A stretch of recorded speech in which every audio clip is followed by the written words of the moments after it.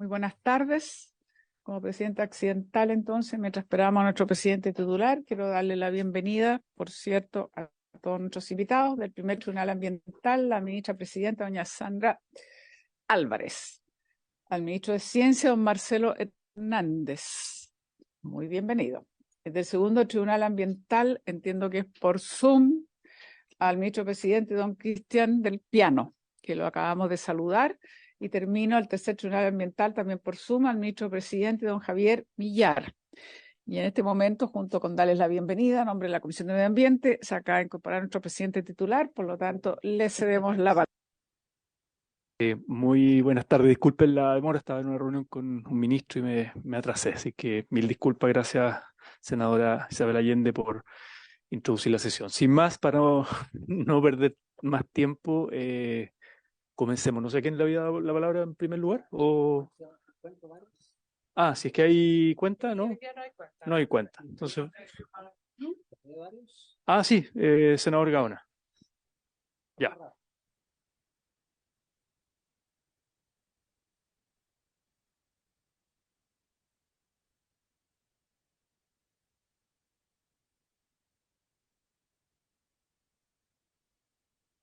Y en función de eso, y a propósito de la declaratoria de área marina protegida de la zona norte de la región de Coquimbo y sur de la región de Atacama, quisiera pedirle, presidente, si podemos oficiar al Ministerio de Medio Ambiente para que nos dé cuenta de la situación de Pisagua Viejo, que también entiendo que se está buscando la declaratoria de área marina protegida y que nos dé, quisiera tener antecedentes respecto de eso, porque son bastante pocas las zonas de aptas para puertos en Chile, pensando en que el 90% de nuestro comercio internacional se desarrolla a través de puertos. Y evidentemente hemos sido testigos de los problemas que tenemos en San Antonio y la dificultad que tenemos de logística, y me gustaría saber qué pasa específicamente con la zona de Pisagua Viejo y en qué, si hay, porque el presidente Boris entiendo que algo anunció allá en la zona en su minuto y quisiéramos saber en qué está eso, digamos. Un segundo elemento, también en la Cámara de Diputados está el proyecto de ley que elimina el Consejo de Ministros, digamos, del ordenamiento institucional de la Ley 19.300. Y me gustaría saber qué disposición hay del gobierno o qué opinión tiene el gobierno respecto de ese proyecto de ley que está presentado en la Cámara de Diputados. Entiendo de que se están planteando varias modificaciones que hacia fin de año vamos a tener respecto a la Ley 19.300. Si está considerado allí, bueno, por lo menos que nos cuenten si efectivamente está considerado allí para no seguir insistiendo sobre las urgencias que hay que poner a proyectos de ley que ya están en la Cámara de Diputados y se pretende legislar respecto a esta figura del Consejo de Ministros, digamos, y que también tiene implicancias en la Ley de Acción para el Cambio Climático y todo ello. Y un tercer elemento que quisiera pedir, presidente, es si nos puede hacer llegar el Ministerio de Medio Ambiente la nómina de organizaciones no gubernamentales o fundaciones las cuales hayan recibido, si es que las hay, transferencias directas por parte del Ministerio de Medio Ambiente en los años 2021 al 2023. Si fuera posible, presidente, también poder conocer esos antecedentes. Eso, presidente, si fuera posible, por favor. Bien, gracias, senador. Entonces sería el primer oficio, ¿habría acuerdo para el oficio sobre el tema puertos? Ok, acuerdo. El segundo punto se lo dejamos al Ministerio de Medio Ambiente que lo pueda responder respecto al proyecto de la Cámara de Diputados cuando toque intervenir, claro.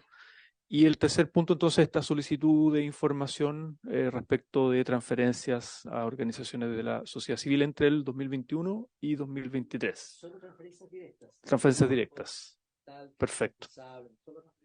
Desde el 2021 al 2023. Muy bien, habría acuerdo entonces. ¿Hay algún otro punto? ¿Varios? ¿No? Bien. Entonces, primer tribunal ambiental, sí.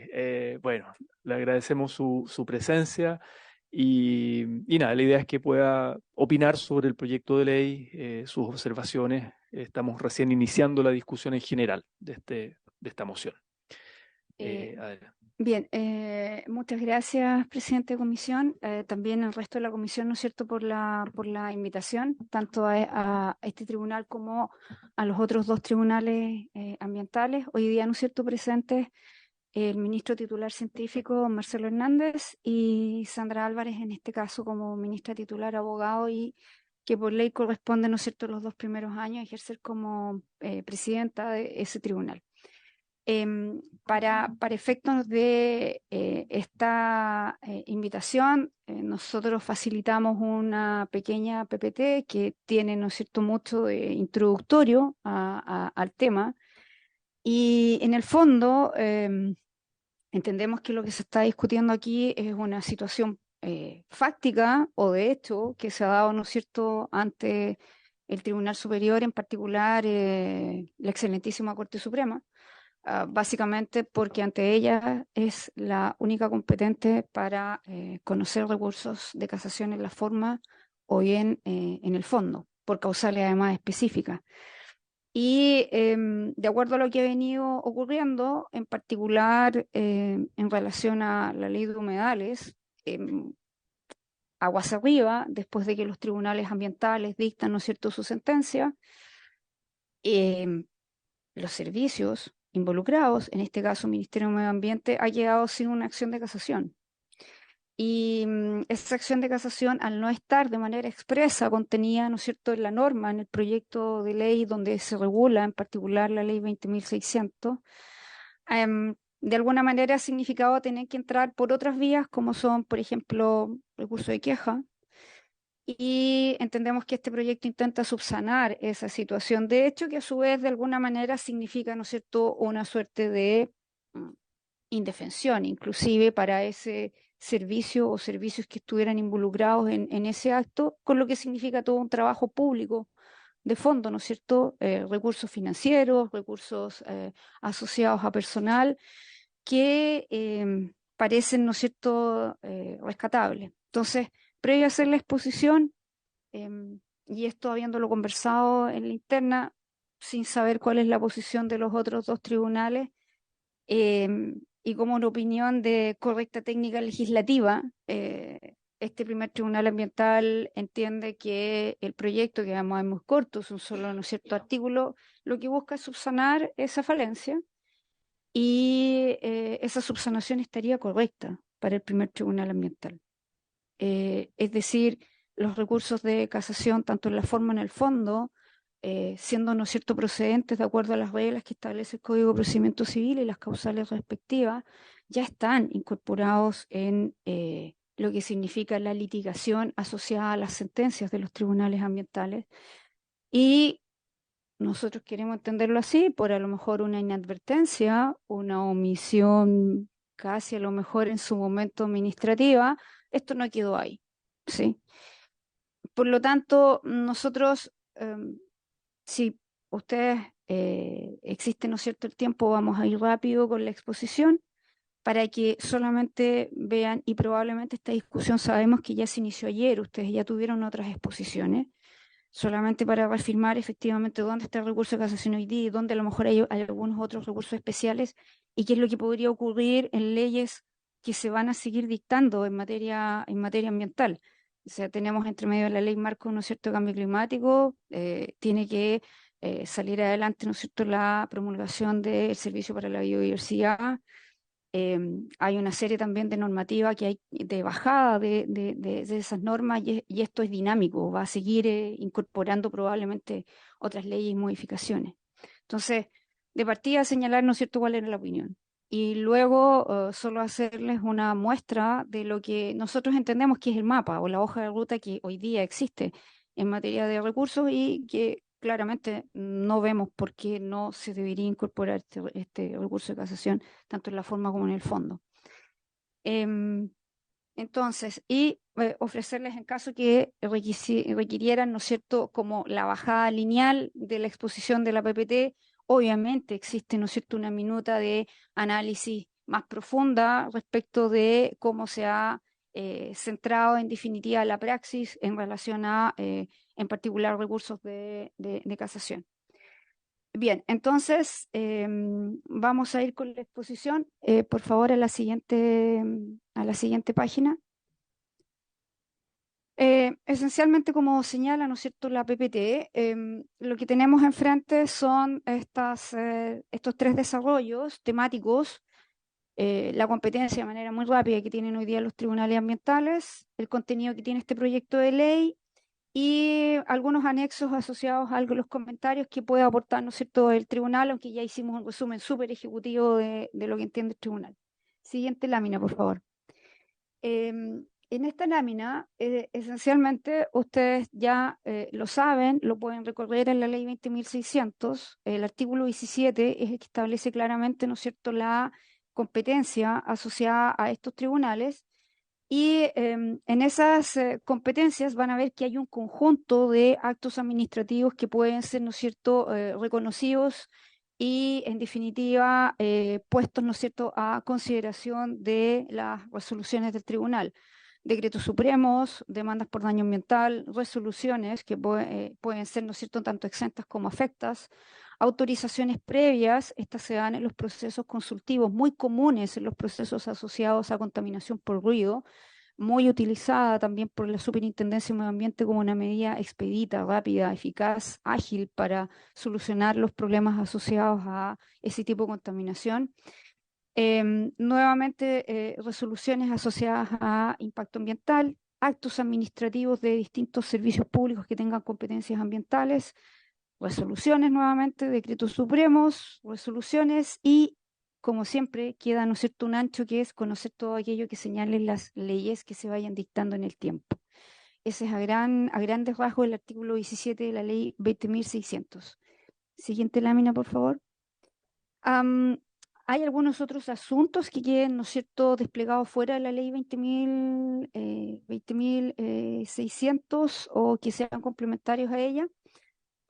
De acuerdo, ¿no es cierto?, al artículo 17, número 11 de esta ley, también quedarían comprendidos la ley que establece gestión de residuos, que es la 20.920 del año 2016, precisamente porque son, ¿no es cierto?, agentes contaminantes.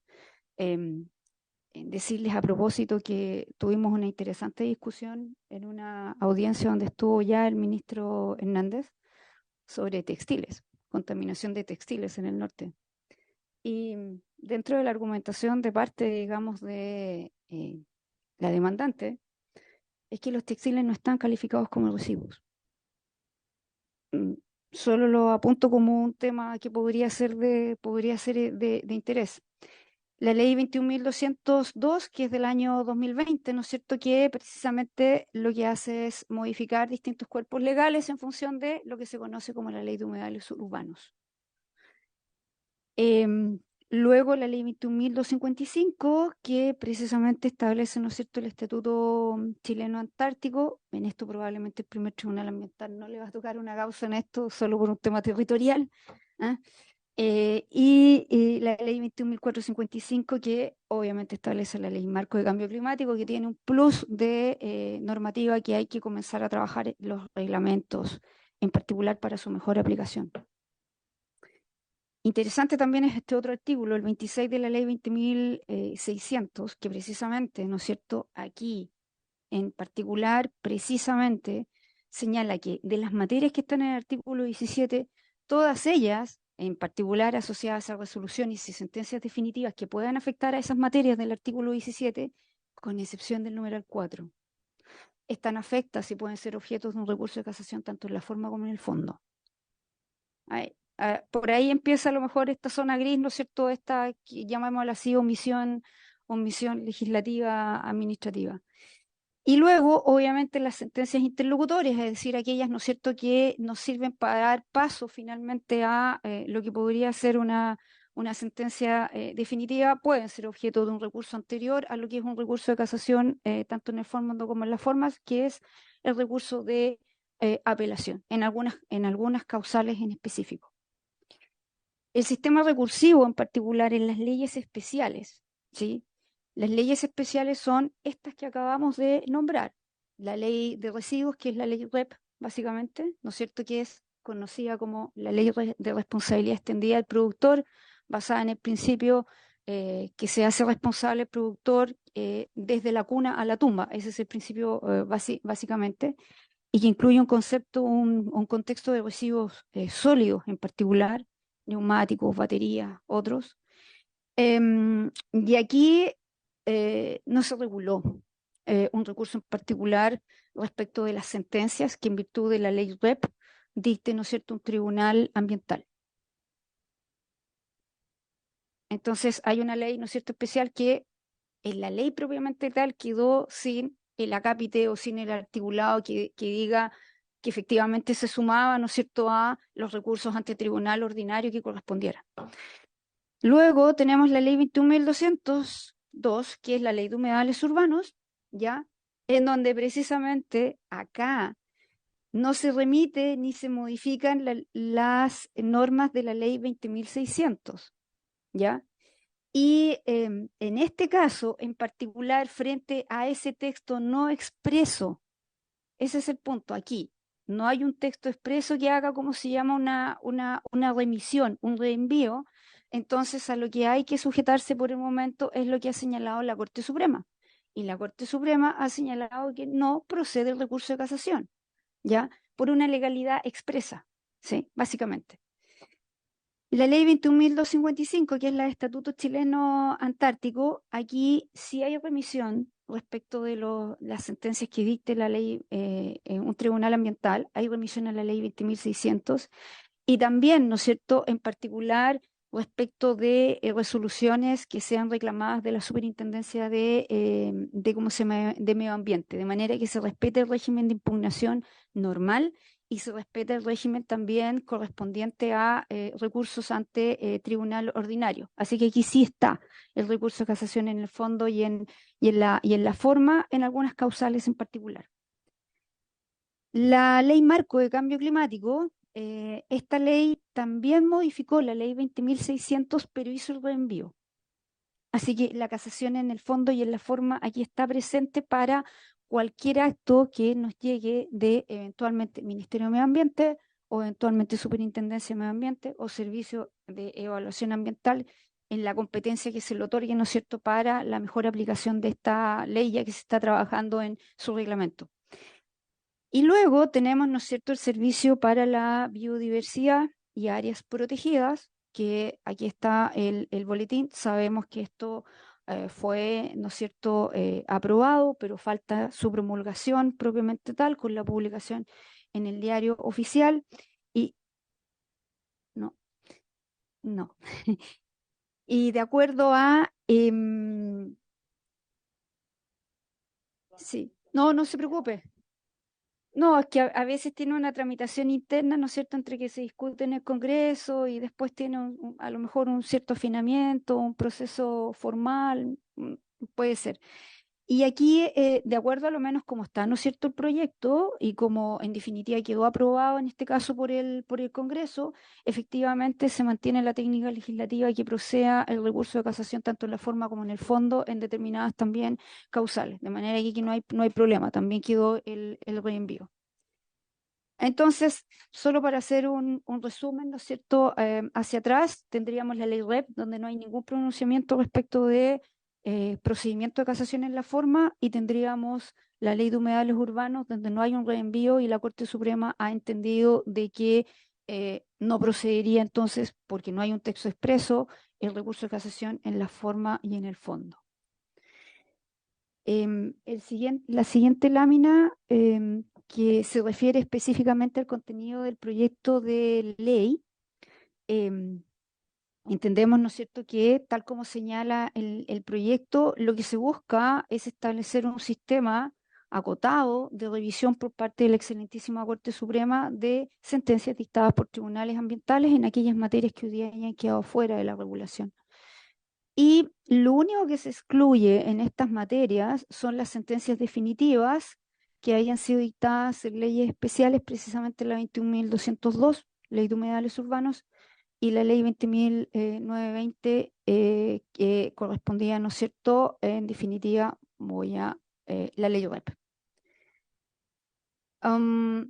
Entonces el fundamento es ese, es igualar un sistema recursivo acotado, regulado, probado durante mucho tiempo, en particular para estas dos normas, y probablemente dejarlo abierto para el resto de las normas que queden, ¿no es cierto?, o que se vayan dictando en el tiempo.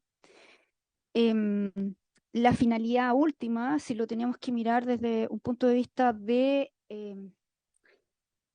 la legalidad y de la buena praxis, es que exista una certeza jurídica respecto, ¿no es cierto?, de cuál son las fórmulas de impugnación de una sentencia de un tribunal, en este caso ambiental, y por lo tanto que se garantice también un debido proceso, básicamente, porque detrás de los actos, ¿no es cierto?, de los servicios públicos, como por ejemplo el Ministerio de Medio Ambiente cuando declara un humedal urbano, claramente detrás de ello hay intereses, ¿no es cierto?, generales de la población. Siguiente lámina. Solamente el contenido del proyecto de ley es conocido, ¿no es cierto? Va directamente a proponer una modificación para el artículo 26, inciso tercero, de la actual ley 20.600. Y la propuesta es que se elimine el inciso tercero, la frase establecidas en los numerales 1, 2, 3, 5, 6, 7, 8, 9 y 10, porque se salta el 4, la competencia 4 del artículo 17, y se intercala en este inciso tercero la palabra fondo y coma la frase con excepción del numeral 4 del artículo 17. Por parte de nosotros, tal como le indiqué, no tenemos ninguna observación en contra, consideramos que es la correcta técnica legislativa y que cualquier sentencia de un tribunal de la República tiene que poder ser, ¿no es cierto?, recurrible ante el máximo tribunal del Estado, establecido así en artículo 38, inciso segundo de la Constitución, porque es el máximo organismo de control sobre los actos aguas abajo. Em, por lo tanto, el texto final de este artículo 26, con su modificación, quedaría de la siguiente forma. En contra de la sentencia definitiva dictada en los procedimientos relativos a las materias que son de la competencia de los tribunales ambientales, procederá el recurso de casación en el fondo, con excepción del numeral 4 del artículo 17, en conformidad a lo dispuesto en el artículo 767 del Código de Procedimiento Civil. Em, Como comentario solamente final del tribunal respecto a esto, es que obviamente le da la competencia legal que de por sí ya tiene la Corte Suprema a través de la Constitución Política de la República, insisto, el 38, inciso segundo de la Constitución, que básicamente, ¿no es cierto?, una vez que eliminó los tribunales contenciosos administrativos, estableció claramente que el máximo mecanismo de control son los tribunales ordinarios y dentro de esto la excelentísima Corte Suprema. Y lo importante es que no queda supeditado a la interposición de un recurso de casación en la forma, en el fondo, a ir caso a caso, a cada ley que se vaya dictando y que tenga una competencia, ¿no es cierto?, en materia ambiental, que significa entonces un desgaste para el Congreso, para el legislador, también para el Ejecutivo, tener, ¿no es cierto?, que proponer un proyecto caso a caso, no tendría mucho sentido. Y esa es nuestra exposición, postura breve, como se llama, breve resumen respecto del proyecto.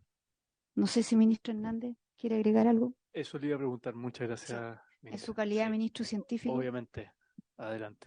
Gracias, presidente, estimada senadora, estimados senadores. Gracias, presidenta. No, solamente mencionar que esto se condice con acuerdos internacionales que nuestro país ha suscrito. Claramente el acuerdo de Escazú va en la línea, ¿no es cierto?, de potenciar el debido proceso y, por supuesto, el acceso a la justicia en todas sus etapas y fases.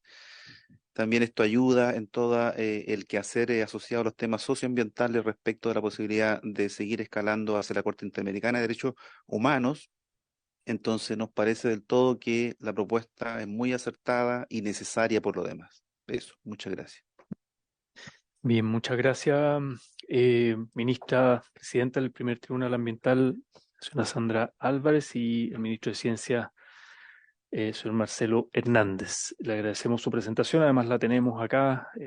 Si después igual la compartimos por correo ahí con todos los senadores. Sí, Al final vamos a hacer la ronda de consultas, comentarios. como le digo, si en algún momento, ¿no es cierto?, se necesita que quede la minuta lineal de Ujú. una serie de fundamentos de desarrollo, la tenemos disponible acá como para dejarla también. Perfecto, sí, si la puede compartir con la Secretaría, mejor, Ya, y así son todos insumos que nos sirven para la perfecto. discusión en Sí, general y luego la en voy a compartir particular del enseguida. proyecto. Muchas gracias, ministra. Bueno, pasemos entonces al segundo tribunal ambiental. Está conectado el presidente subrogante, entiendo, ¿no? Señor Cristian del Piano. Sí. Adelante, Cristian. Buenas tardes, muchas gracias, señor presidente, con su venia.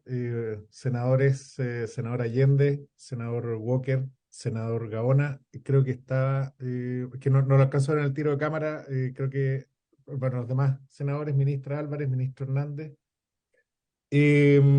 Ante todo, agradecer la invitación a exponer nuestro punto de vista como segundo tribunal ambiental y como tribunales ambientales en general de este proyecto de ley que tendría como objetivo ampliar de alguna manera el recurso de casación a aquellas materias que aparentemente no están expresamente contempladas en el artículo 26 de la ley 20.600. Y voy a decir aparentemente porque esto de alguna manera, y lo vamos a explicar ahora, ha derivado o ha devenido por una interpretación que ha hecho la excelentísima Corte Suprema de la procedencia de los recursos de casación y de queja en ciertos casos. Como sabemos, como cosa muy general, voy a compartir la pantalla. No sé si hago yo la presentación desde mi computador o la hacen ustedes. ¿Puedo compartir pantalla sin problema? ¿Puede compartir pantalla? ¿Sí? Bien. Puede compartir pantalla. Las tenemos nosotros igual en las tablets, la presentación, pero puede compartir pantalla. Para poder también... me estoy adelantando. Ahí sí. ¿Ven bien? Sí, se ve bien. A ver, Bien. En la presentación va a tener cuatro, digamos, apartados más o menos breves respecto de los temas que ahí aparecen, como régimen recursivo, el artículo 26 de la ley 2600, la evolución de la interpretación jurisprudencial que ha hecho la excelentísima Corte Suprema respecto de esta norma y la procedencia de los recursos de casación ante las sentencias de los tribunales ambientales. La reorganización, así visto desde la interpretación que ha hecho la excelentísima Corte Suprema de los medios de impugnación respecto de las decisiones de los tribunales ambientales, así como también, bueno, cómo esto impacta o cómo esto puede afectar de alguna manera a los operadores jurídicos ante el proceso de esta reorganización y terminar con algunas observaciones finales. Sabemos, y esto como cosa muy general, en tanto al régimen recursivo del artículo 26 de la ley 20.600, que esta ley concibió a los tribunales ambientales como órganos jurisdiccionales especializados que, por una parte, no forman parte del Poder Judicial, pero que se encuentran sujetos a la superintendencia directiva correccional y económica de la excelentísima Corte Suprema. Y de esto, para efectos de esta presentación, se desprenden básicamente dos consecuencias. La primera es que los tribunales ambientales se encuentran sometidos al control disciplinario de la excelentísima Corte Suprema, lo cual supone, desde el punto de vista recursivo, que procede los recursos de queja en aquellos casos expresamente contemplados en la ley 20, en el Código Orgánico de Tribunales. Y en segundo lugar, que a la excelentísima Corte Suprema le corresponde la revisión de las sentencias que pronuncian los tribunales ambientales por vía del recurso de casación, ya sea en la forma o en el fondo, en la forma que dispone la ley, el artículo 26 de la ley 20.600. Como consecuencia de ello, la interpretación que del sistema recursivo se haga de la ley 20.600 por parte de la excelentísima Corte Suprema va a ser fundamental para poder desentrañar de alguna manera los contornos del sistema recursivo aplicable a las decisiones de los tribunales ambientales. Ya lo dijo la ministra Álvarez, en el artículo 26 se establece un sistema de impugnación particular respecto de las resoluciones dictadas por los tribunales ambientales, que comprende tanto la apelación en algunos casos como la casación. Lo notable del artículo 26, lo que sí parece ser una cuestión que a lo mejor en su interpretación ha sido diversa, a cómo lo podríamos interpretar dentro de los tribunales ambientales o como lo podría interpretar la Corte Suprema, que es la que tiene finalmente la potestad de declarar admisible o inadmisible un recurso de casación, es que el artículo 26 se refiere a los procedimientos definidos en los numerales que ahí determina, 1, 2, 3, 5, 6, 7, excluye el 4 y excluye el artículo 11. Y se refiere a los procedimientos. Y esto no es menor, porque en realidad los procedimientos que contempla la ley 20.600 son tres. Son los procedimientos de reclamaciones, los procedimientos de demandas por daño ambiental y los procedimientos de consultas y de solicitudes.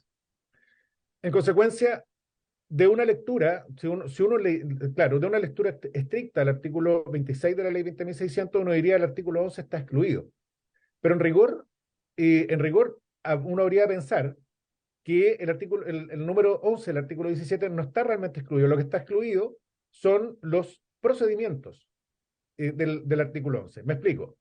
Si el artículo 11, es decir, las demás leyes, o sea, las demás competencias que las leyes establezcan en los tribunales ambientales, establece alguno de los procedimientos de la ley 20.600, es decir, demandas por daño ambiental o reclamaciones, estas en teoría son los procedimientos a que se refiere. Entonces, los procedimientos de reclamaciones, los procedimientos de demanda por daño ambiental serían susceptibles de recurso de casación. Una interpretación así permitiría, entonces, declarar admisible los recursos de casación respecto de las sentencias definitivas en materia de ley REP o en materia, por ejemplo, de la ley de humedales urbanos, que es lo que se ha estado discutiendo. Esa es una primera aproximación que uno podría tener. La interpretación que ha hecho la excelentísima Corte Suprema es diversa y es lo que de alguna manera motiva esta aclaración en el proyecto de ley. Entonces, el artículo 26 se refiere al sistema recursivo en que limita los recursos de apelación solo a aquellas resoluciones que declaren inadmisible la demanda, las que reciben la causa prueba, en el caso de las demandas por daño ambiental, específicamente esto se refiere a daño ambiental, y en general las que ponen término al procedimiento o hacen imposible su prosecución. Por lo tanto, quedan excluidas del recurso de apelación las sentencias definitivas, suprimiendo la posibilidad de la doble instancia como medio general de revisión judicial. En cuanto a la casación en la forma, la norma dispuso que este recurso procede de conformidad con lo dispuesto en el artículo 768 del Código de Procedimiento Civil y por las causales básicamente contenidas en ellas, los números 1, 4, 6 y 7, es decir, una sentencia pronunciada por un tribunal incompetente o integrado en contravención a la ley por ultra petita, la resolución dada contra otra pasada en autoridad de cosa juzgada y aquellas que contienen decisiones contradictorias. Además, procede el recurso de casación en la forma si la sentencia no contiene, entre otros aspectos, los fundamentos técnico-ambientales con arreglo a los cuales se pronuncia o si se incurre en infracción manifiesta de las normas de apreciación de la prueba conforme a las reglas de la sana crítica. ¿Bien? Entonces, el sistema de recursos contra la sentencia de los tribunales ambientales fue una cuestión, y esto es la discusión parlamentaria de la ley 20.600, fue una discusión ampliamente debatida y que además sufrió diversas modificaciones durante su tramitación. Las alternativas que se barajaron en ese momento pasaron por un recurso de reclamación especial, una apelación en contra de la sentencia definitiva que fuera de competencia de la Corte Suprema, la exclusión expresa de la casación y entre otras alternativas. Finalmente, el sistema que primó estuvo dado por las recomendaciones de la propia excelentísima Corte Suprema de conciliar su condición de tribunal de casación con la idea de crear la jurisdicción altamente especializada que serían finalmente los tribunales ambientales. Esta conciliación, como prueba la historia de la ley, se logró mediante restricciones importantes a la procedencia del recurso de casación contra las sentencias de los tribunales ambientales. En consecuencia, el diseño del régimen de impugnación se estructuró sobre la base de exclusiones y de restricciones, lo cual en la práctica ha presentado diversas complejidades que han debido ser resueltas por la propia excelentísima Corte Suprema. El recurso de casación en este sentido, tanto en la forma como en el fondo, se ha delineado como una principal herramienta de impugnación que disponen los litigantes en materia ambiental, a la vez que ha permitido el desarrollo de líneas jurisprudenciales respecto de ciertos puntos no resueltos expresamente por la ley. Ahora, en los últimos 2 años, también se ha visto un aumento considerable de otros recursos de reclamación, como los de otros recursos, tanto de queja como recursos de hecho. Se han intentado, respecto específicamente de la ley de humedales urbanos, en el caso de la ley REP, recién estamos en la instancia de revisión, cuando nos ha llegado reclamos de ilegalidad respecto de los decretos, de los decretos sobre los bienes específicos, sobre los residuos específicos. Que hemos tenido, hasta aquí el segundo tribunal ambiental ha tenido uno. Más prácticas ha habido respecto al 17 número 11 en materia de ley de humedales urbanos. Y ahí se han intentado recursos de casación que se han declarado inadmisibles, se han intentado recursos de queja que se han declarado inadmisibles cuando los tribunales han ordenado retrotraer el procedimiento administrativo, que eso va a ser otro elemento que voy a abordar en un momento más. Y también se han intentado recursos de apelación. Tanto los recursos de queja como de hecho, incluso los recursos de apelación en estos casos no están expresamente regulados en la ley 20.600, pero su utilización se ha visto sostenida o sustentada en el caso del recurso de queja por el carácter disciplinario que tiene y en el caso de los recursos de apelación, y de hecho por la supletoriedad del Código de Procedimiento Civil para el procedimiento, procedimiento ambiental, tal como lo dispone el artículo 47 de la Ley 20.600. Y estos recursos además han sido utilizados para llenar vacíos recursivos frente a las restricciones del sistema. Ahora, el boletín 16.204-12, que es el que estamos comentando en este momento, propone la modificación que, en síntesis, extiende las sentencias susceptibles de ser impugnadas por la vía del recurso de casación en el fondo a aquellas dictadas en ejercicio de competencias conferidas por leyes especiales, excluidas, como ya dije, en la interpretación de la excelentísima Corte Suprema con la actual redacción. Si bien este esfuerzo legislativo resulta encomiable, sí queremos pasar a exponer algunas dificultades prácticas del sistema en vigor que exceden a esta concreta restricción del sistema recursivo, así como su reacción jurisprudencial en la medida que estimamos pueden enriquecer el debate legislativo. ¿Cómo hemos llegado hasta aquí? La pregunta es que ¿cómo llegamos hasta aquí? Y eso tiene que ver con la evolución de la interpretación jurisprudencial respecto al artículo 26 de la Ley 20.600. A través de diversos pronunciamientos, la excelentísima Corte Suprema ha ido construyendo una línea jurisprudencial sobre la procedencia de los recursos dispuestos en el artículo 26. Conforme a esta interpretación y fundándose en la distinción entre actos administrativos terminales y actos administrativos de tipo trámite, la excelentísima Corte Suprema ha establecido la improcedencia del recurso de casación respecto a la sentencia que se pronuncia sobre la legalidad de los actos administrativos trámite. Podemos distinguir de alguna manera tres etapas en esta definición de la línea jurisprudencial que ha tenido que ver con la naturaleza del acto administrativo y que ha tenido también que ver, ha llegado a la naturaleza también de la propia decisión de los tribunales ambientales.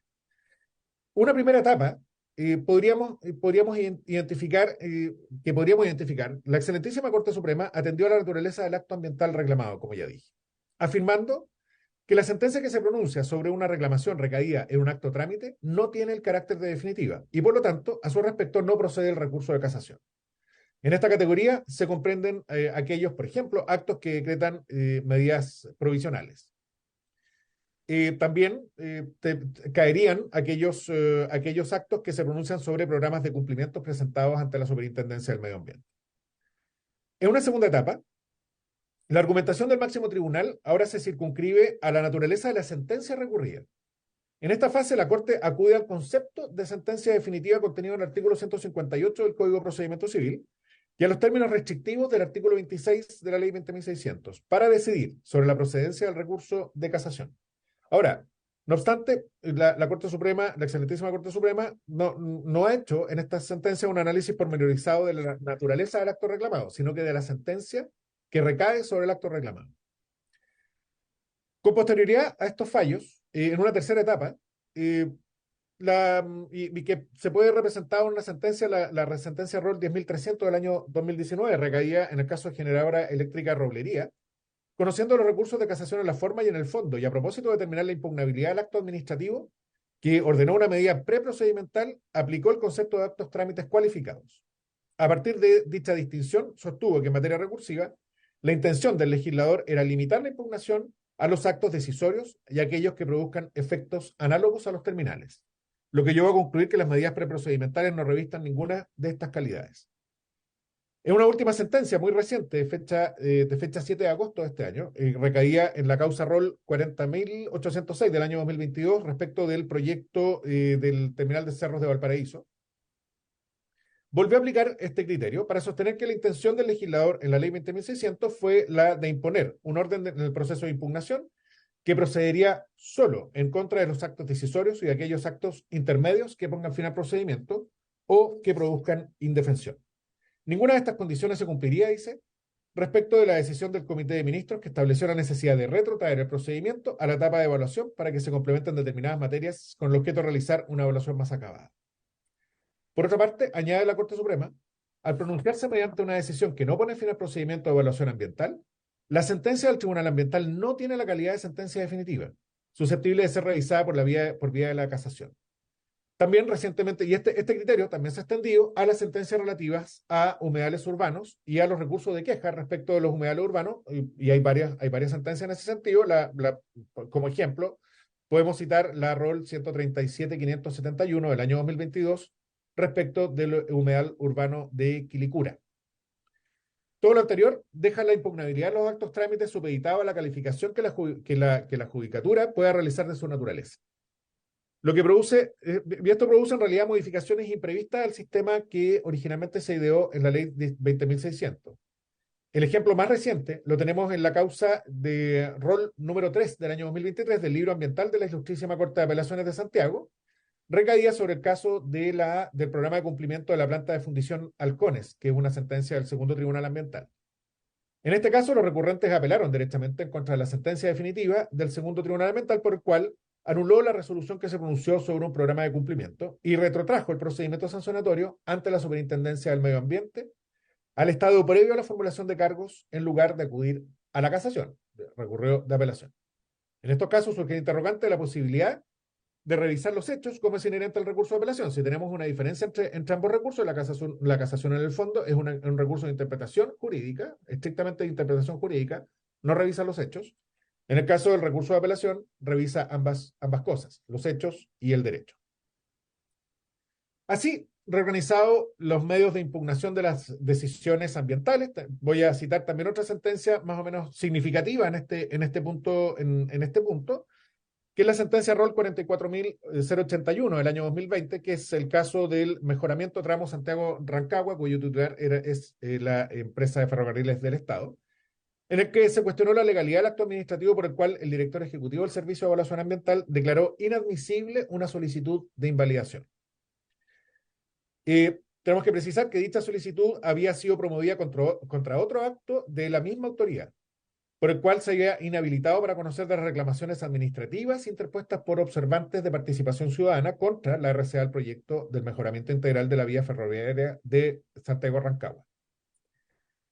Esta inhabilitación que había formulado el Servicio de Evaluación Ambiental se había fundado a su vez en la circunstancia que los reclamantes en sede administrativa habían interpuesto paralelamente acciones judiciales, que eran recursos de protección, contra el mismo acto o intervenido como terceros coadyuvantes en dichas acciones.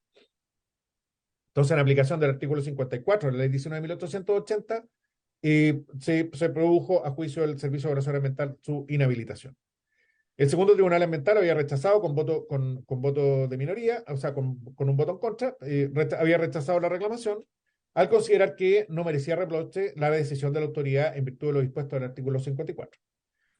En tanto, los reclamantes paralelamente habían recurrido como terceros coadyuvantes de protección contra el mismo acto que reclaman. Y el tribunal además estimó que ese efecto inhibitorio se extiende no solo respecto de quienes concurren a la sede de protección en calidad de partes principales, sino que también a aquellos que lo hacen como terceros coadyuvantes.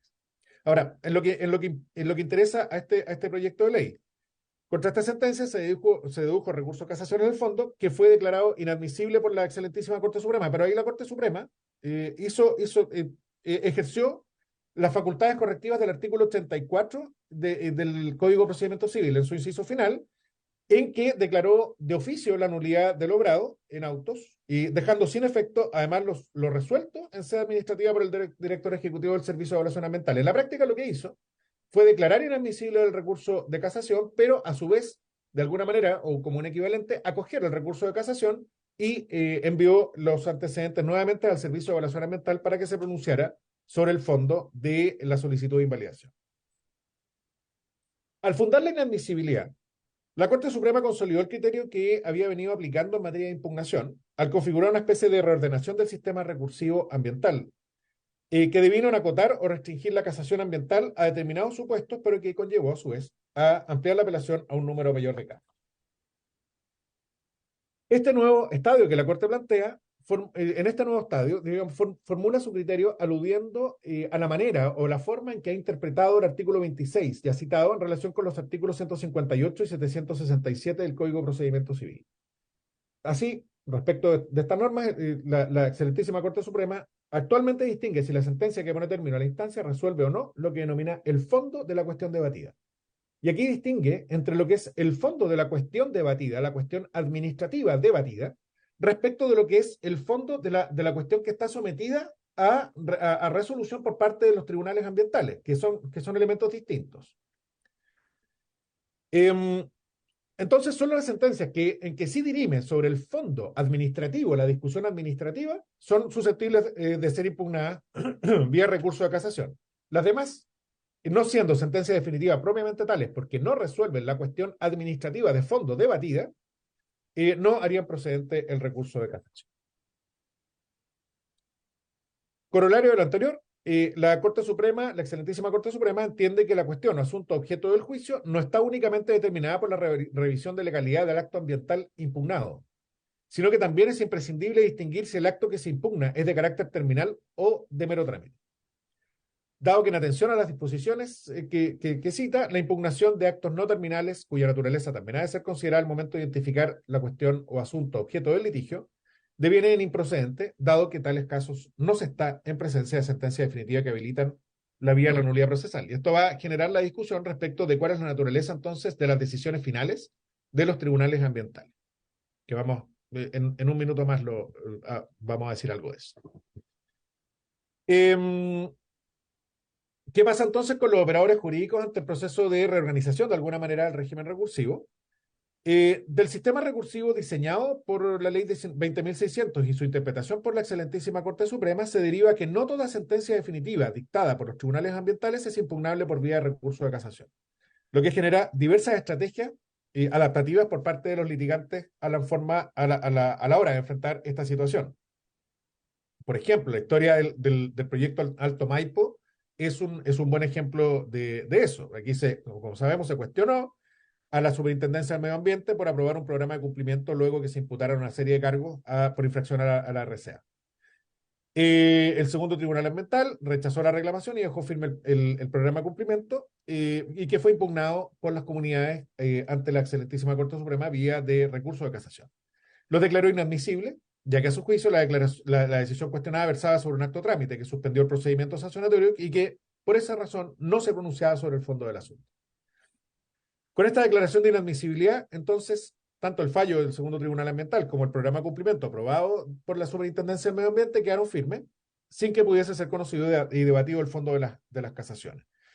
Y con esto mantuvo firme su criterio, en contra, que se traduce o se reduce a que, en contra de la sentencia de los tribunales ambientales, que se refieren a actos trámites, no proceden los recursos de casación en la forma o en el fondo, ya que, en opinión del tribunal, no resuelve el fondo del asunto controvertido. Y así ha sido repetido en otros casos. Podemos citar la sentencia ROL 5.657 del 2023, el túnel sur Los Brauces, y la ROL 50.965 del año 2022, el caso Euroconstructora. Previo a este caso, la Corte Suprema ya en junio del 2022 ya había declarado inadmisibles las casaciones presentadas por la Superintendencia de Medio Ambiente en contra de sentencias del Tribunal Ambiental, que ordenó realizar una nueva ponderación del cumplimiento de un programa de cumplimiento, y reiterado también en otras causas, en refinerías, proyectos Caserones, en fin. Entonces, por otra parte, y tal como se sostuvo previamente, el sistema de recursos procesales previsto en la ley 20.600 se construyó sobre la base de limitaciones de procedencia. Ese también es un elemento que es relevante de recordar. Uno de los casos excluidos del recurso de casación son aquellas sentencias, y en esto insisto, en la interpretación de la excelentísima Corte Suprema, son todas aquellas sentencias en el ejercicio de competencias que leyes especiales han conferido a los tribunales ambientales, y el caso más notable ha sido, o el caso más patente ha sido el caso de la ley de humedales urbanos. Insisto, la ley REP no hemos tenido, está, y la ley REP también hay que hacer una pequeña, también a lo mejor una pequeña precisión, que el problema de la ley REP, de la procedencia del recurso de casación o el recurso de queja, viene dado solamente en el ámbito del sistema recursivo para la impugnación de los reglamentos. Luego, en los procesos de fiscalización y sanciones, uno podría entender que ese problema no se produce porque la fiscalización y sanciones que están a cargo de la Superintendencia de Medio Ambiente no ingresan a los tribunales ambientales por el artículo 17, número 11, sino que ingresarían por el artículo 17, número 3, en el cual sí está expresamente contemplada la procedencia del recurso de casación. Y que, en definitiva, tendríamos que atender no solamente a la vía de ingreso a los tribunales ambientales, que en este caso sería el 17, número 3, sino que tendríamos que entender o tendríamos que atender a la naturaleza de sentencia definitiva o no de los tribunales ambientales, para la procedencia del recurso de casación. Sin ánimo de reiterar, de ser reiterativo, ¿ah? Pero ya para ir cerrando esta presentación. El número de ingresos en materia de humedales urbanos que han tenido especialmente el tercer y el segundo tribunal ambiental, y en vías de lo que está ocurriendo también en el primer tribunal ambiental, desde así como también las sentencias dictadas sobre la materia, son los que han puesto de manifiesto los problemas derivados de excluir a las nuevas competencias del recurso de casación. Si uno se centra un poco más, pone un poco más el foco en la ley de humedales urbanos, nos vamos a encontrar con las situaciones que finalmente, una vez decidida la controversia por parte de los tribunales ambientales, habrá que distinguir diversas situaciones. Primero, si acoge o si rechaza la reclamación. Si la acoge, claro, si acoge la reclamación, ¿qué es lo que se hace con esa reclamación? Se anula el acto derechamente, o si bien se retrotrae el procedimiento, porque si retrotrae el procedimiento, ya la excelentísima Corte Suprema dice que no procede el recurso de queja. También ha dicho que no procede el recurso de casación cuando se retrotrae el procedimiento. En fin, son diversas situaciones que se van produciendo y que a lo mejor este boletín o este proyecto de ley tendería a solucionar o a abordar, al menos. Los pronunciamientos, y esta es una cuestión que ya es más de fondo, los pronunciamientos de inadmisibilidad han levantado también las preguntas sobre, en realidad, sobre la naturaleza de las sentencias de los tribunales ambientales. O sea, es decir, en algunos casos, el segundo tribunal ambiental, si bien ha anulado el acto terminal de procedimiento de declaración de un humedal urbano y ordenado que se retrotraiga el procedimiento, ha dispuesto además medidas para la protección del humedal en cuestión durante la tramitación del nuevo procedimiento. Y esta forma también de proceder ha llevado a la Corte Suprema a concluir que, atendida a la naturaleza de lo decidido por la resolución recurrida, debe concluirse entonces que ella no correspondería a una sentencia interlocutoria que ponga fin al juicio o haga imposible su continuación, ni tampoco una sentencia definitiva, y que por tanto el recurso de queja no sería procedente. Entonces, en el escenario actual, claro, va a corresponder al litigante y un poco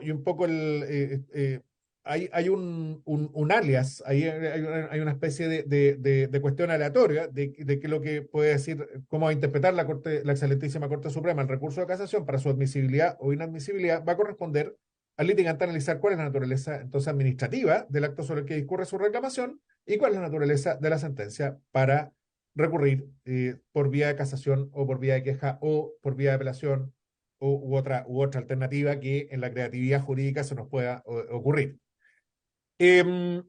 Otra cuestión de fondo que creo yo que tenemos que se podría abordar en el debate legislativo es que lo que hay detrás, lo que aparentemente puede haber detrás de todo esto y que tiene razonabilidad y que lo expresó la excelentísima Corte Suprema en la causa relativa al proyecto de los rulos, es que la revisión que haga la excelentísima Corte Suprema de las causas de los tribunales ambientales sea una sola respecto del proyecto o del acto administrativo de que se trate.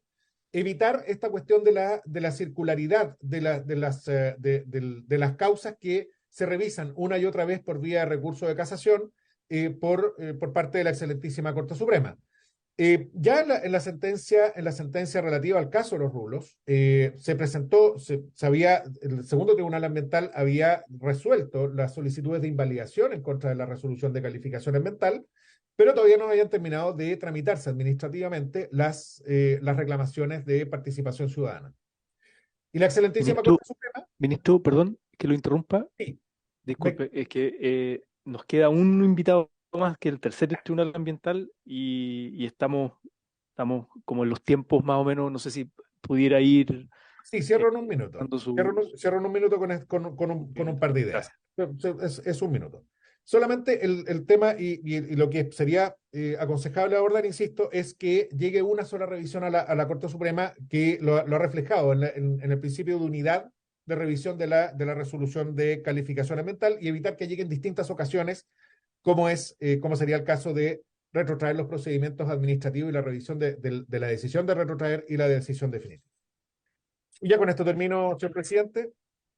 El actual desarrollo jurisprudencial ha levantado un grado de incertidumbre en cuanto a la naturaleza jurídica de las sentencias de los tribunales ambientales. Más allá De una cuestión meramente teórica, esto tiene repercusiones para los litigantes al incidir en la admisibilidad de recursos procesales como la casación y la queja. Una sugerencia es, como una medida que traería seguridad jurídica a los operarios jurídicos, es pensar en una definición legal que aclare en qué casos son o no las sentencias de los tribunales ambientales aquellas que ponen fin al procedimiento o que tienen sentencia definitiva o tienen otra naturaleza. Otra cosa es la relevancia otorgada a la distinción entre actos administrativos terminales y actos administrativos trámites, y respecto a estos últimos, cuáles son simples y cuáles son cualificados. A nuestro juicio, los criterios desarrollados por la excelentísima Corte Suprema se encaminan a que el tribunal conozca las materias impugnadas una única vez, lo cual podría también ser abordado a través de la reforma, de forma definitiva e íntegra. Si se pronunciara en rigor sobre cada recurso deducido en relación con cada acto trámite, nada impediría que al poco tiempo deba volver a pronunciarse sobre el acto terminal que de este acto trámite es presupuesto. Y por último, ya con esto ya cierro, señor presidente, la modificación propuesta en el boletín amplía el recurso de casación a aquellas sentencias dictadas en virtud de las competencias otorgadas por leyes especiales. Claro, si bien busca ampliar el ámbito de impugnabilidad de las decisiones de los tribunales, en armonía, digamos, con el derecho al recurso del artículo 8.1 de la Convención Americana de Derechos Humanos y la garantía de un acceso amplio a la justicia ambiental del convenio, puede verse limitado la práctica por los criterios jurisprudenciales ya desarrollados. Y un último aspecto es que, en general, algunas leyes han contemplado expresamente la norma espejo del artículo 26, la Ley Marco Cambio Climático, es un ejemplo, pero si en definitiva se incluye el artículo 11, se produciría un efecto reverso. También eso de dejarlo también establecido en esta discusión, se produciría un efecto reverso que en las leyes especiales que le otorgan competencia tendría que haber una norma también que excluyera expresamente la procedencia de los recursos de casación respecto de consultas y solicitudes, si es que se contemplaran esos procedimientos en dichas leyes especiales. Les agradezco el tiempo, les pido las disculpas si me he extendido un poco más de la cuenta, pero y quedo atento a las consultas que pudieran surgir. Muchas gracias. No, muchas gracias, ministro, presidente subrogante Cristian del Piano, el segundo Tribunal Ambiental. Discúlpale la interrupción, solo que tenemos al tercer Tribunal Ambiental, al ministro presidente señor Javier Millar, y también para poder tener algunos minutos de preguntas, comentarios. Obviamente pueden quedar algunos temas pendientes donde se solicite de pronto por escrito aclarar asuntos o hacer propuestas, ¿no? Como estamos recién en la etapa de estudio en general, propuestas de mejora para cuando venga la etapa de indicaciones, etcétera, ¿no? Esa es la idea de estas sesiones. Entonces le damos la palabra al presidente del tercer Tribunal Ambiental, Javier Millar. Adelante, don Javier. Muchas gracias, señor presidente.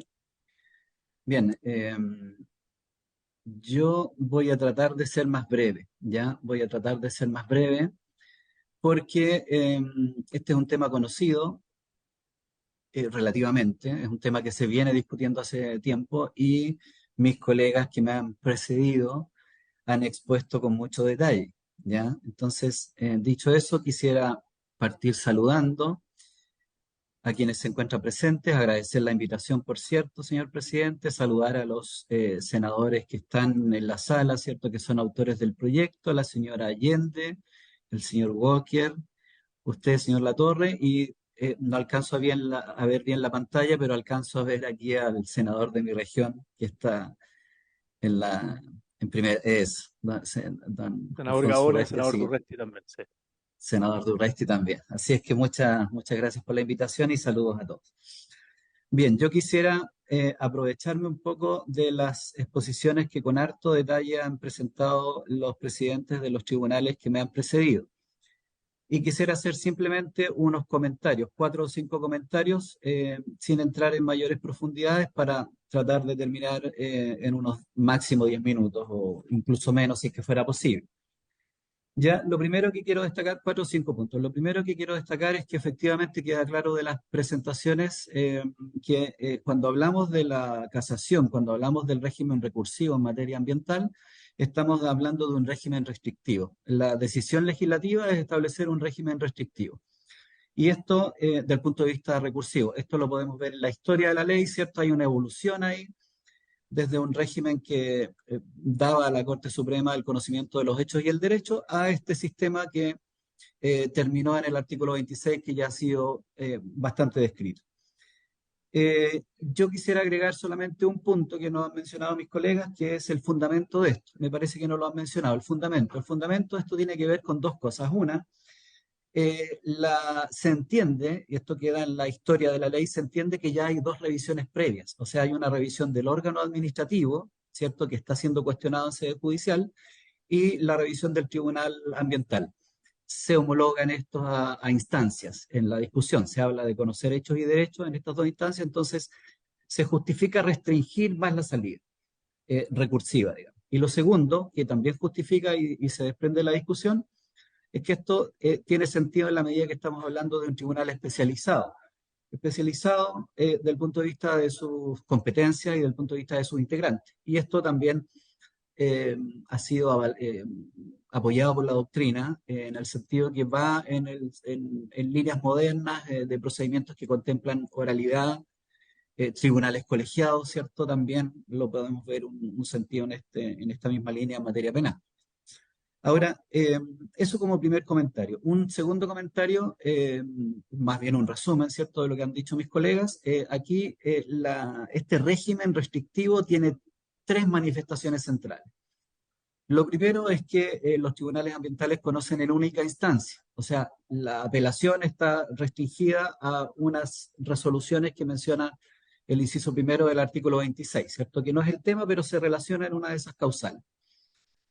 Lo segundo, la segunda manifestación es en casación de fondo, y aquí la restricción viene dado por el tipo de resolución. Las sentencias definitivas, solo las sentencias definitivas son objeto de casación en el fondo. Y la tercera manifestación en materia de casación en la forma, ¿ya? Y quedó en evidencia, ¿cierto?, que también se aplica aquí la restricción del punto de vista del tipo de resolución, solo las sentencias definitivas, pero también se agrega una restricción, lo explicaban los colegas, ¿cierto?, a propósito de cuáles son las causales que dan lugar a la casación en la forma. No todas las del 768, solamente las que se adecúan de mejor forma a estos procedimientos. Ese es el segundo comentario que quería hacer. El tercer comentario, ya quiero destacar que aquí, insisto, de lo dicho por mis colegas, ¿cierto?, quiero destacar que la regulación de la casación, concretamente, se pueden distinguir tres tipos de técnica legislativa. Primero, existen las normas especiales del artículo 26, probablemente se destacan más en el caso de la casación en la forma, porque establece las causales, las restringe, pero hay normas especiales en el artículo 26. Segundo, hay una remisión a ciertas normas del CPC en materia de casación que no se aplican por la remisión general del artículo 47, que son a los artículos 767 y 768. Lo menciono simplemente, a modo de ejemplo, esto regula el procedimiento de la casación, los plazos, la necesidad de justificar el agravio, etc. ¿Ya?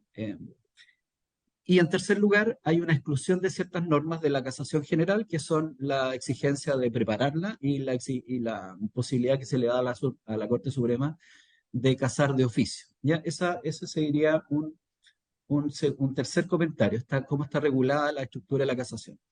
Lo cuarto, y aquí hago referencia central al punto, ¿cierto? Esto en la práctica ha dado origen a dos problemas, dos grandes inconvenientes. Hay más discusiones probablemente, el ministro del Piano ahí aludía a varios temas, pero me parece que lo central son dos grandes puntos que han sido tocados precisamente por los colegas.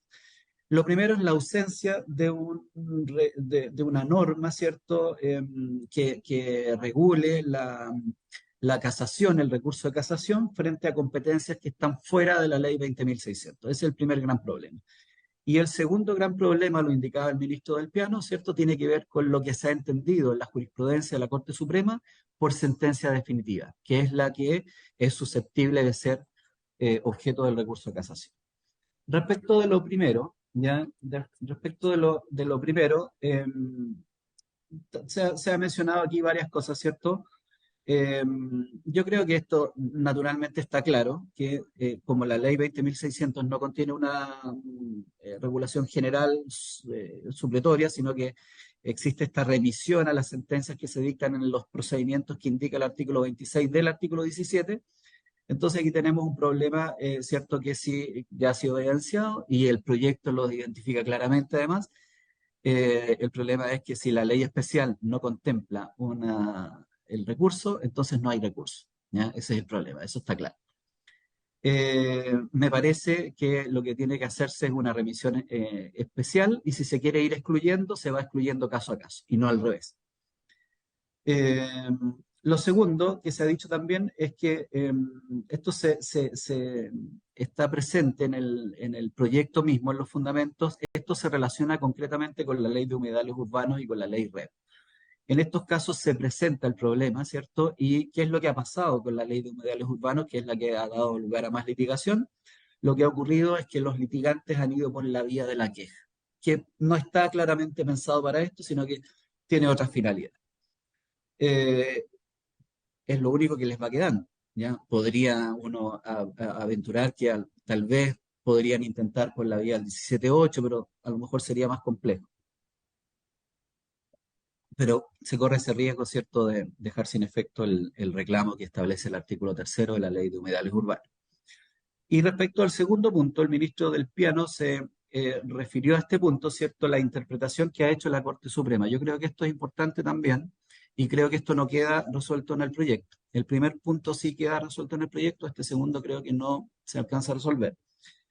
El ministro del Piano bien señaló, ¿cierto?, con bastante jurisprudencia, las dos tesis en pugna. La tesis mayoritaria es que no es una sentencia definitiva la que se pronuncia sobre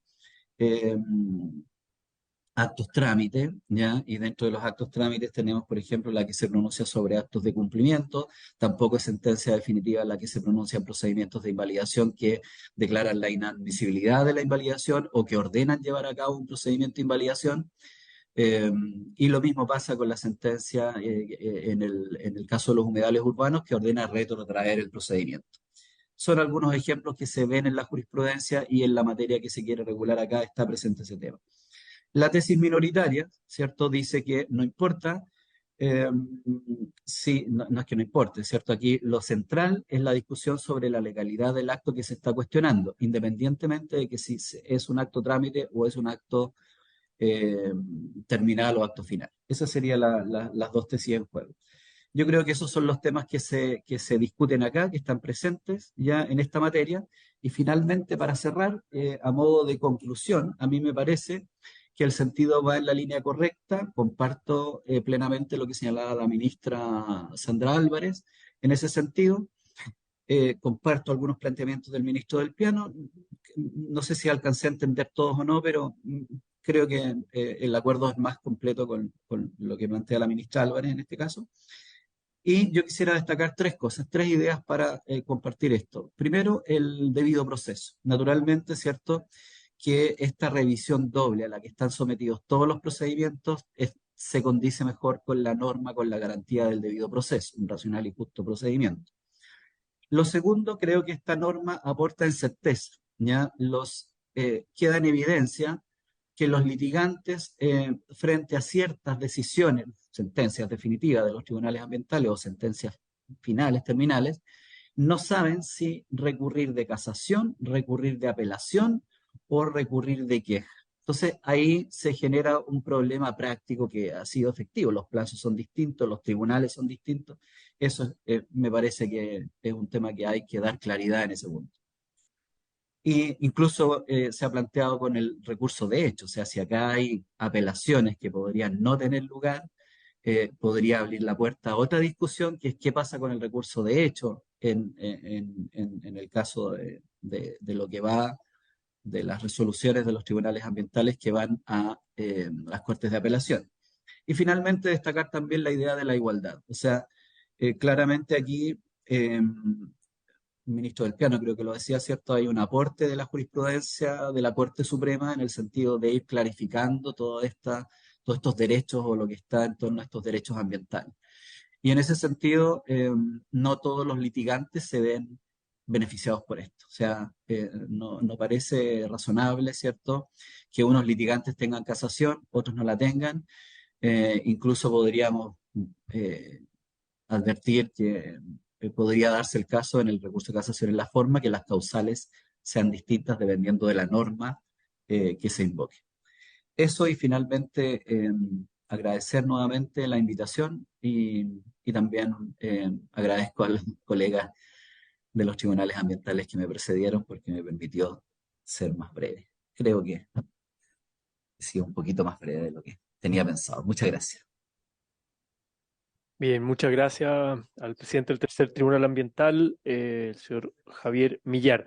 A ver, nos quedan unos minutos, 5 minutos más o menos, podemos prorrogar tal vez un poquito más, pero tal vez no alcancemos a profundizar en las excelentes y contundentes presentaciones. Además nos han dejado material, pero sí sugiero que podamos hacer preguntas, las dejemos enunciadas y nos puedan enviar por escrito, y además todo lo que se les ocurra que pueda también servir de insumo para mejorar el proyecto de ley en los siguientes. O sea, nosotros vamos a seguir en algunas sesiones más escuchando opiniones de distintos especialistas, vamos a escuchar distintas propuestas que han hecho los senadores y después entraremos obviamente en votación y en trámite más en particular. Entonces se abrirá un plazo de indicaciones. Por tanto, todo insumo, propuestas de ustedes será bienvenido. Entonces ofrezco la palabra, me ha pedido la palabra el senador Matías Walker y vamos.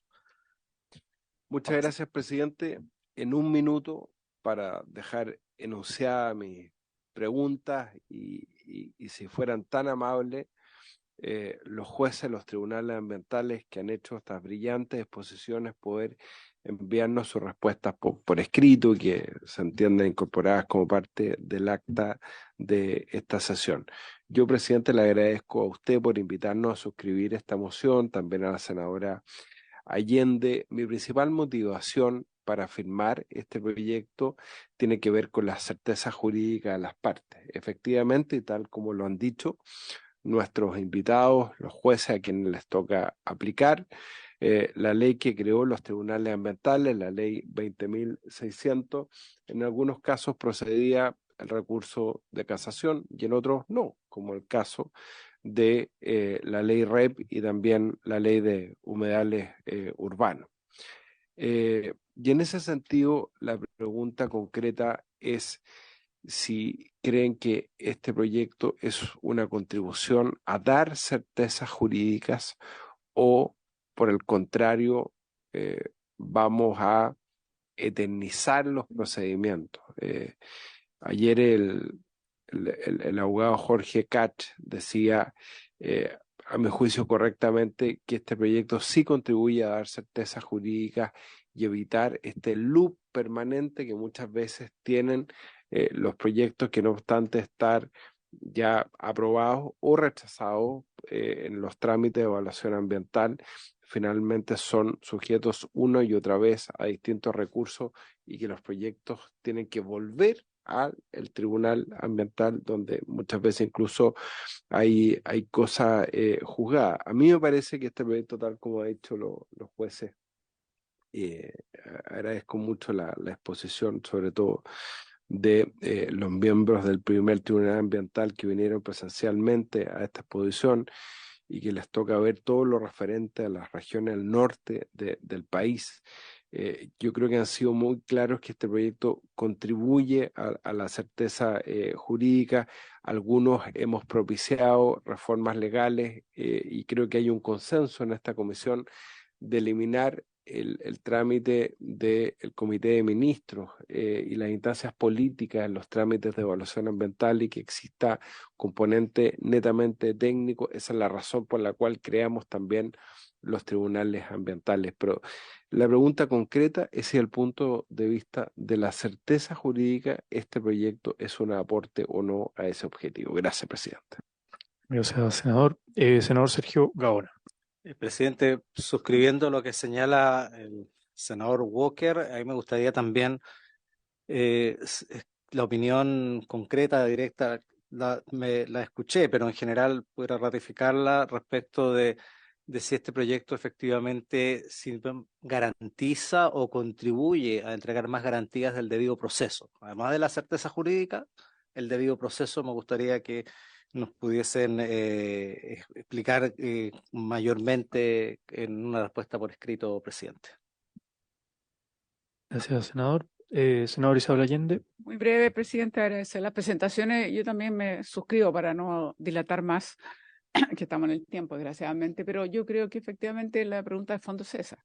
Si logra efectivamente dar certeza y si establece un mecanismo homogéneo que permita efectivamente desenvolverse a los tribunales y no estar sujeto a estas interpretaciones que al parecer, según lo que nos explica incluso la propia jurisprudencia de la Corte Suprema, hay distintas interpretaciones, por decirlo así. Entonces yo creo que es muy necesario saber si efectivamente logra lo que nos proponíamos, o esa era la idea por lo menos, de la certeza jurídica para las personas y obviamente entendiendo el debido proceso, que es muy relevante. Y no sé, supongo que yo no estuve en la sesión pasada si el Ministerio de Medio Ambiente se pronunció o no, pero si no sería interesante. Ok.